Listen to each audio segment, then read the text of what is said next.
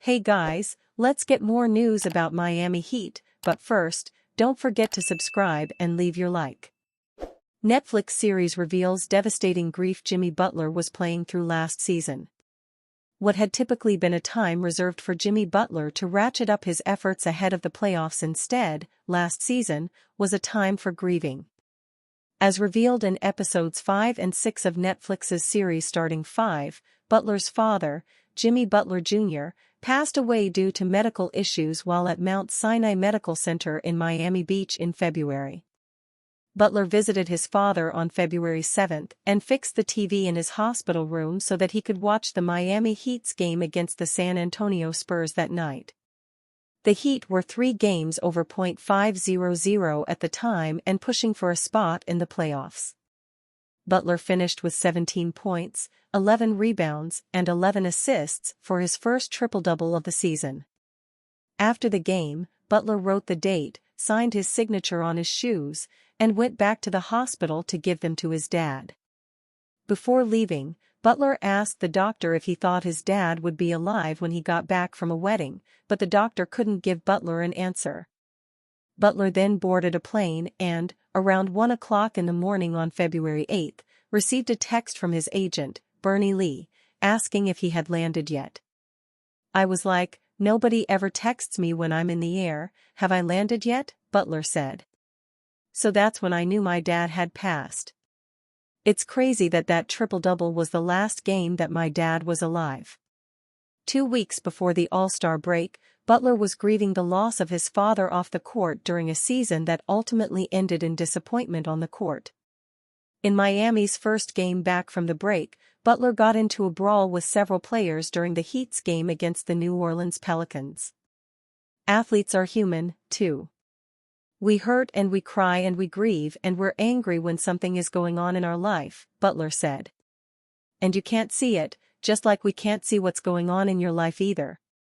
Butler struggled to flip the switch to playoff mode in the final weeks and months of the season. By every indication, he tried to.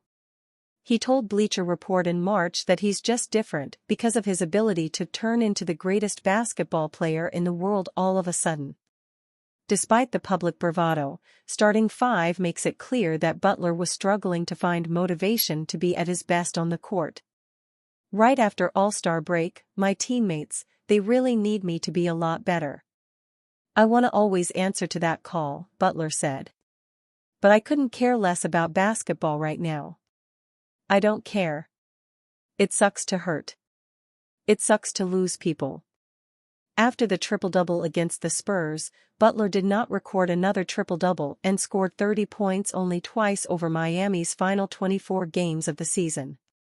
The Heat ended up in the play-in tournament, where Butler sprained his MCL in an accidental play against the Philadelphia 76ers. He was sidelined for the Heat's first-round loss to the Celtics. This revelation explains why Butler understandably didn't seem as interested in the Heat's season, even during the playoff push. Butler was hurting off the court and was distracted by the loss of someone he was close to. When Butler's father was alive, he spent a lot of time with Butler at his house and sitting courtside for games. As Butler said, "I didn't know what to do. No amount of money in the world could bring him back. Basketball, no matter how much I played it, it couldn't fix that." 2025 NBA Draft Big Board Rankings, Top 100 Prospects. Which prospects are best positioned to define the 2025 NBA Draft? Cooper Flagg and the Rutgers duo of Arius Ace Bailey and Dylan Harper have been the early headliners, but there's a whole season ahead for players to make a case for themselves in what looks to be a deep, talented draft. Check back regularly from now until when Round 1 begins in June 2025, as ESPN draft analysts Jonathan Givony and Jeremy Wu update this big board over the coming months as players rise and fall. Here's how the prospects in our top 25 are tracking at this early stage. Flagg appears to be settling in nicely as a freshman at Duke from what we saw in a recent practice, where we saw him put all his winning qualities on display, going 3-0 against a group of veteran players. The 17-year-old's versatility on both ends of the floor will make him an impact player from day one despite his youth, as he's already one of the best teenage defenders you'll find with his exceptional combination of intensity, instincts, and explosiveness. Duke's lack of playmaking depth should give him opportunity to grow with perhaps the weakest part of his game, his shot creation, as the season progresses. Flagg's memorable performance with the USA basketball select team this summer stuck with NBA executives, and there's significant runway for him to confirm his status as the draft's #1 pick with a winning and productive season. Given $251 million, star admits he expected to join Miami Heat or Milwaukee Bucks. The Miami Heat have not been the most active of teams in recent years, even though it looks like their championship window for the Jimmy Butler era is getting narrower. The organization have decided to trust the roster that they have rather than making wholesale changes over the summer. Last summer, the Heat were believed to be chasing the signature of Damian Lillard. But they were not able to pull it off, and the point guard ended up with the Milwaukee Bucks. That move might have had an effect on another high-profile player. We are talking about Bradley Beal. Beal was traded to the Phoenix Suns, but he has admitted that he was expecting the Heat and the Bucks to make a move. On a recent appearance on the Run Your Race podcast, Beal said, "Phoenix wasn't even in the picture for me to go to. That was a fly ball that came out of nowhere. I'm just chilling, I'm waiting on Miami to hit me a grounder. Milwaukee, you know. Those were kinda like my two. Miami didn't want to do it, for whatever reason, didn't know why. Milwaukee, I was like straddling the fence."